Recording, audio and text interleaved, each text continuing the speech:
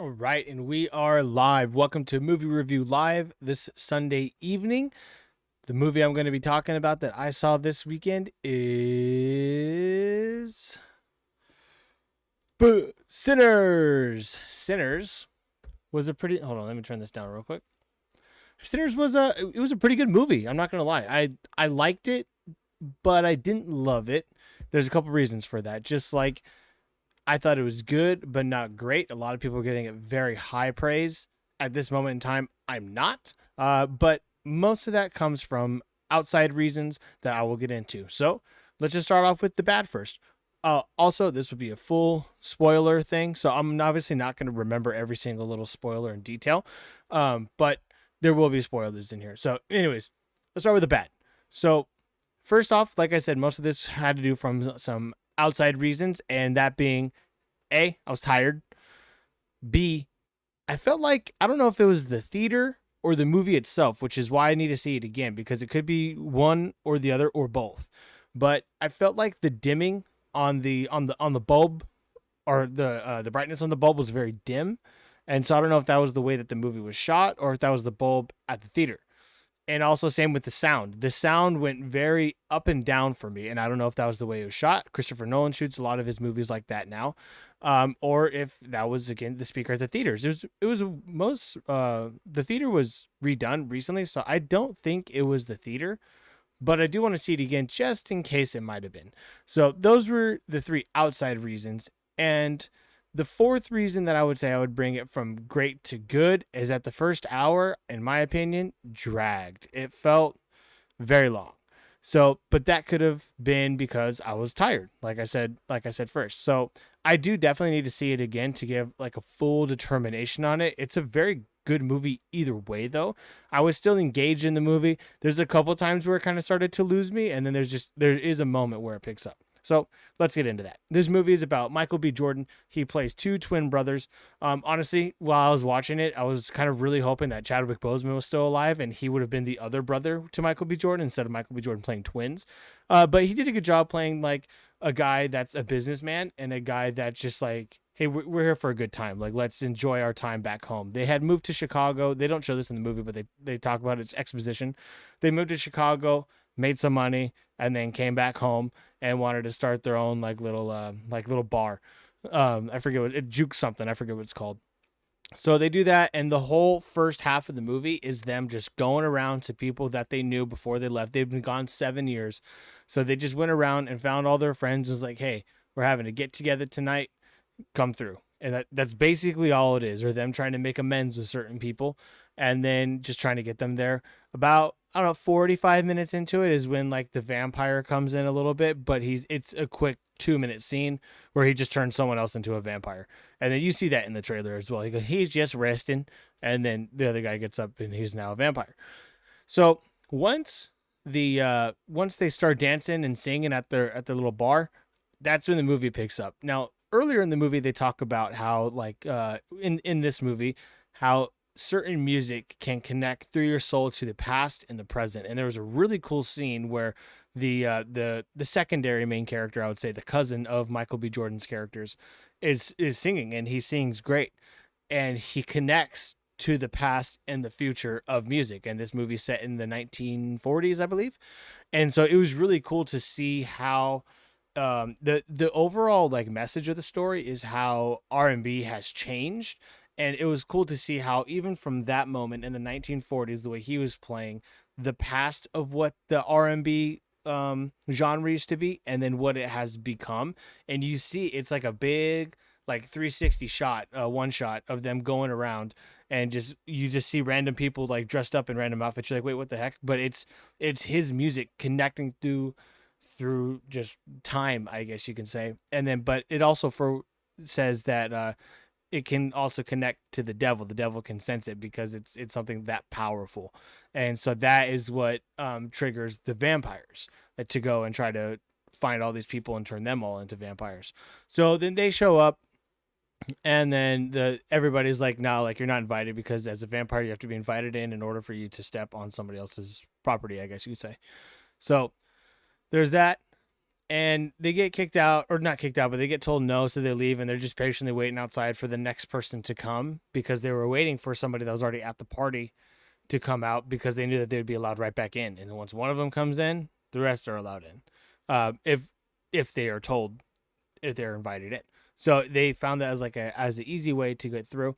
And so like from there, it was just every couple minutes someone new would have a reason to go outside, and then they would turn into vampires. But it wasn't as horrific as I thought it would be. I thought it would be a lot more like, it was pretty gory once they're inside, but the outside scenes I thought were going to be a little bit more violent.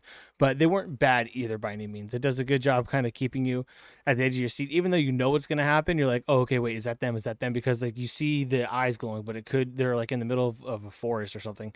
So you like, oh, okay, is that an animal or is that them just talking? So that was pretty cool on the outside scenes when it came to turning those that were at the party into vampires.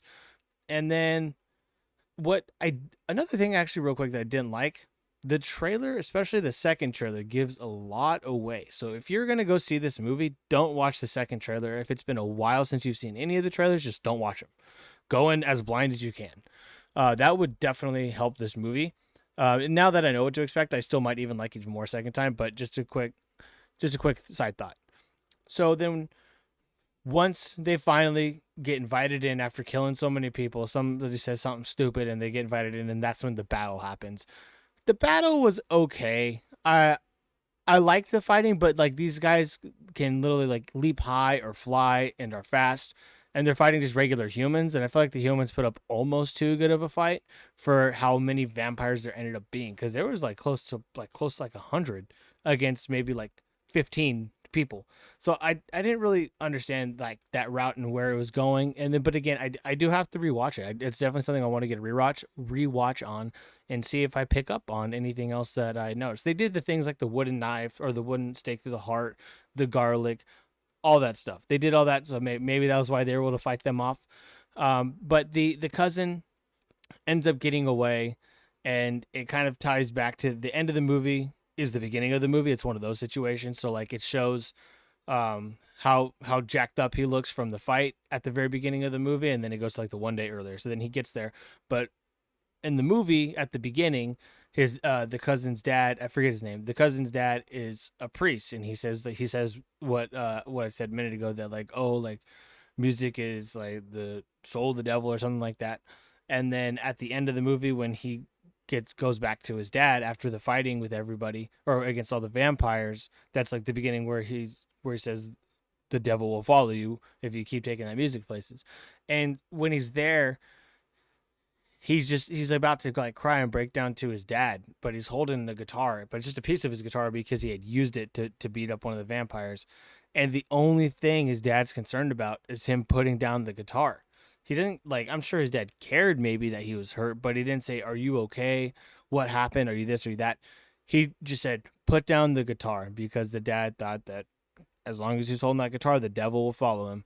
And then it led into a nice little credit sequence where he had left home. He didn't like the way that his dad said that the music was bad. So he had left home, essentially left his church that he was supposed to take over. And, he got old and kept playing music. So it was nice. There was I guess a post-credit scene. That was like a mid-credit scene. There was a post-credit scene that's a pretty long sequence that I didn't see. I didn't think there was going to be one, so I left. So that's another reason why I want to go back and rewatch it. But overall, I liked it. One thing that I would say, so like the overall story was good. And just the outside elements is what dropped it from great to good overall for me. One thing that I do think was absolutely great, well, two things. The acting from everybody was great. And the second thing was the music. Ludwig Göransson is going to be known as one of the best music composers of all time. He has a way of diving into the roots and the culture of many different peoples. And so he did it with Black Panther. He did it again in Black Panther Wakanda Forever when he went to like the more like ancient Aztec kind of culture of music. And then he did it again here with not just rhythm and blues, but with Irish music. There's a really cool Irish song and dance scene that I thought was great. And then so just in combining all that together, the music is really good. They don't allude to it in the trailers, and they don't really talk about it at all in like any of the behind the scenes stuff that I've seen. And it deserves to be talked about because the music, it's one of those things where I think without this kind of music, the movie wouldn't be as great as it is or as good as it is. I'm not going to say great because of the reasons I already talked about earlier. So another thing that I liked about this movie as well was in the story they talked about how even though it's the people that turn into vampires are the same people, it's really just their body's vessel that's there, and their soul is kind of like trapped in a box away. And one thing when I was watching this and when I was seeing the vampire eyes, I feel like only the leader, I believe his name Jack O'Connell in real life. I think that's the actor's name. I might be wrong on that, but his eyes are like pure red, which tells me he's been the vampire the longest. The other ones would go from like a dim red to like a grayish color, and then there's also moments where they would look off at an angle, and their eye color would change back to their original eye color. And I don't know if this is how it's supposed to be or how it was shot and written, but I take that as that showing that that person's soul is still there, but that soul is trapped. So like when they looked away and it would go back to the normal eye color, it's like, hey, that like the person still is in there, but they're never coming back because as soon as they look back, the shadow gray or the red of the vampire look would be there. So I thought that was a cool touch. I don't know if my thoughts on that is how it was written and meant to be, but I think it's cool. Just a personal fan theory. So again, I do want to see this movie again. I did like it. I just didn't love it the way a lot of other people are. So I want to see it again. So hopefully because I know what to expect and I know that the movie could potentially drag again on a second viewing. Since I know to expect that, I don't think it would impact me as much. Excuse me. But it's definitely worth watching. I would be very disappointed if I had seen this movie at home for the first time. So even though it dragged a little bit, there's no reason to not see this movie in theaters.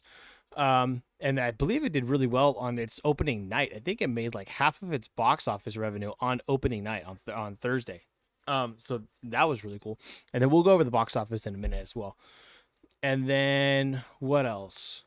Michael B. Jordan was good. I'm not really liking this concept of twins that's going around right now. I feel like there's twins in a bunch of different crap. I kind of hope they Hollywood puts a stop to that. I don't know why he just popped off all of a sudden. But he wasn't bad either. Haley Steinfeld was great.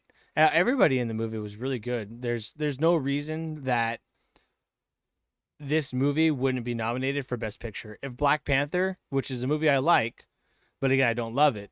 If Black Panther was nominated for Best Picture, this movie should definitely be nominated for Best Picture, 100%. There's no reason it shouldn't be.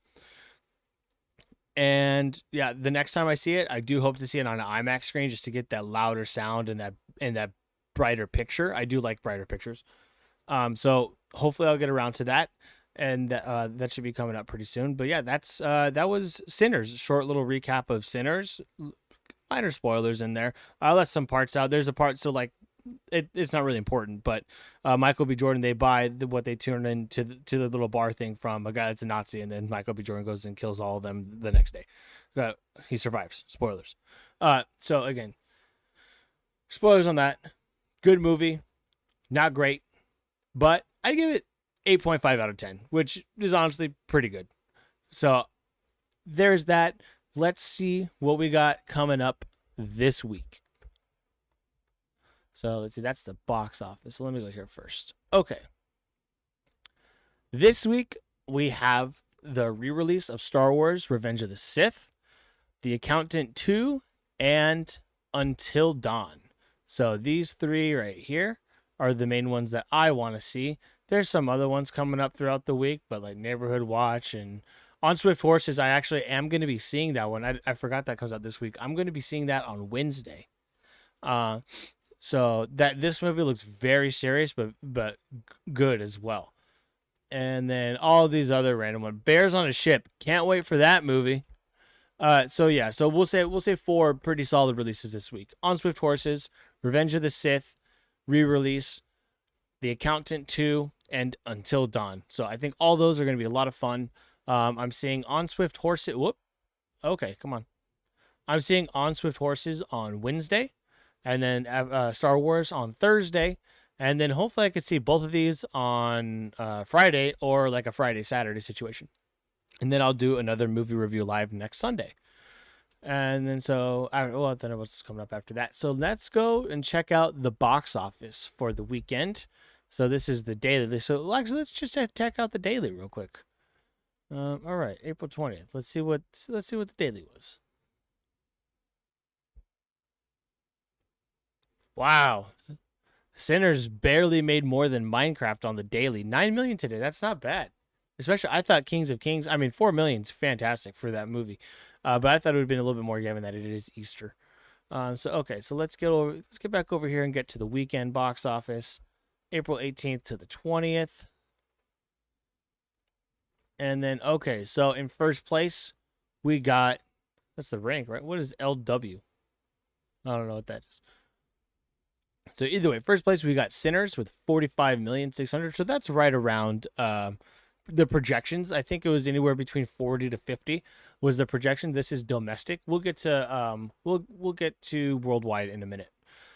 So Sinners at 45 million, across 3,000 theaters. And so first place. So look at that. Top two is Warner Brothers. Minecraft, after being in theaters for 3 weeks, $41,300,485. It only made about 4 million less than Sinners, and it's been in theaters 2 weeks longer. So that's fantastic for them. So that's number one, and number two were a Warner Brothers product. Number three was King of Kings, 17 million for the weekend. Not bad. I mean, it's on track to beat Snow White at this point. After that, in fourth place was The Amateur. That came out last week with 7 million. After that, in fifth place was Warfare, which was 4 million. 85. So you can just round that up to 5 million, pretty much. So not too bad for a holiday weekend, and then especially for Sinners and Minecraft. That's I think Minecraft is staying above projections week by week, and Sinners is right on par with it. So let's go ahead and also check out the worldwide box office.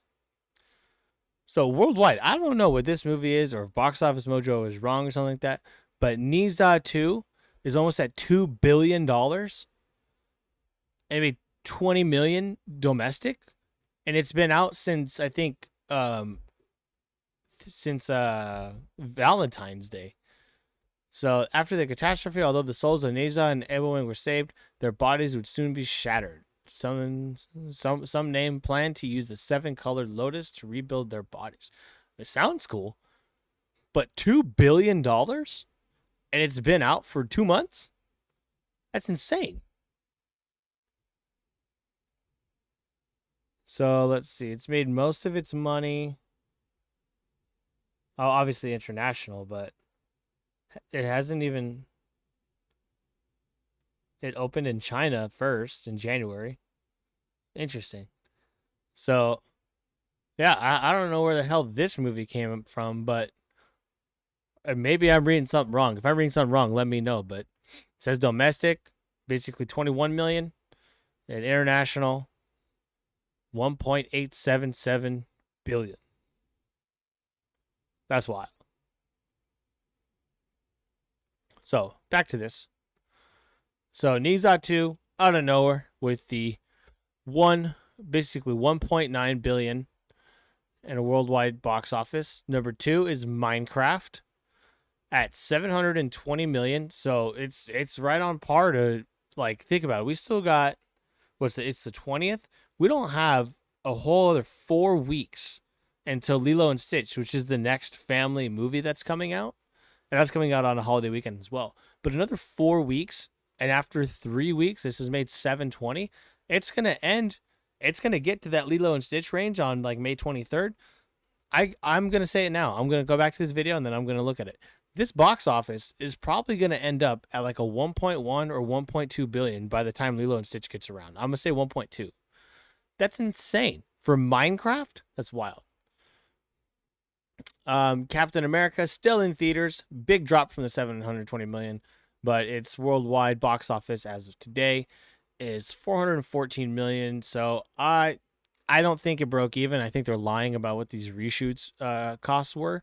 But I mean, it's domestic and its foreign box office intake is almost even. It's only 14 million difference. Number 4, Snow White. Good for Snow White. It's at 185 million worldwide. It cost them 250 million dollars to make it. They're gonna lose lots and lots of money on this movie. Dogman is number 5, and then I'm kind of surprised that worldwide Sinners has only made 61 million. Do foreign people not like what's it called? Do foreign people do not like the vampires or what? It only made 15 million. Is that what it is? That's insane. 45 million domestic. I'm honestly very surprised. Unless it hasn't opened in a couple of territories. I thought for sure the like the Brits or the French would be out there for their for these vampires. But so that's at 61, but I mean, how much did it cost to make? Let's look that up real quick. Sinners movie cost to make. Okay, so its budget was 90 million, so that's not bad. It's already about halfway to making its budget. So to break even, it would need about 175 or 170 to 185 million. So we'll just round that up to 200 million. Honestly, if it's its first weekend and it's making 61 million, I think it could do it, especially if it hasn't opened in certain territories. So we'll keep an eye on that over the next couple weeks. So yeah, that is the box office for the weekend and the movies that are coming out next week. I'll be doing a movie review live on all of them. I'm planning on seeing all 4 next week, so I will do that. Keep tabs. So I like kind of just going off the top of my head about what it was. So like sometimes I kind of freeze up a little bit, just thinking. But I like to go off the top of my head. I don't like writing out scripts or any of that crap. I'm sure there's plenty of things that I forget as well while I'm talking about it. But I like saying what stuck to me, and that will determine whether or not I did or did not like the movie. So I mean, and it's pretty hard for me to not like a movie. So again, we had Sinners this week. It was a good movie, not great, has potential to be great on a rewatch. I would definitely recommend seeing it in theaters. There's no reason not to. It's worth spending the money, guys. It's always worth. I'm not gonna say always, but this one is worth spending the money. Especially if you like music. The music in this, you could not even like the story, but if you like music, you will love this movie. You could hate vampires. You could hate the period piece aspect to it. You could hate everything. But when you listen to this music, this score that Ludwig put together, you just like the movie because of that. So definitely go see it whenever you can. Don't rush, but let's get this movie to make its money back. Let's get this movie to 200 million, so that way it makes money and Warner Brothers makes money, and they keep making original pieces. This is an original piece for Ryan Coogler, and I think it has like the second highest box office on an opening night for an original project in history. So that's awesome. And Ryan Coogler, good dude. Seems like a good dude. I don't know him personally. Maybe he's not, but he's a good director. Seems like a good dude. Michael B. Jordan, same thing. So go see Sinners when you can. Let me know what you think if you saw it. Let me know if you like or disagree with any of my comments that I made about it. And let me know any movies you're looking forward to next week. Have a great rest of your weekend. Happy Easter, and I'll see you in the next video. Peace.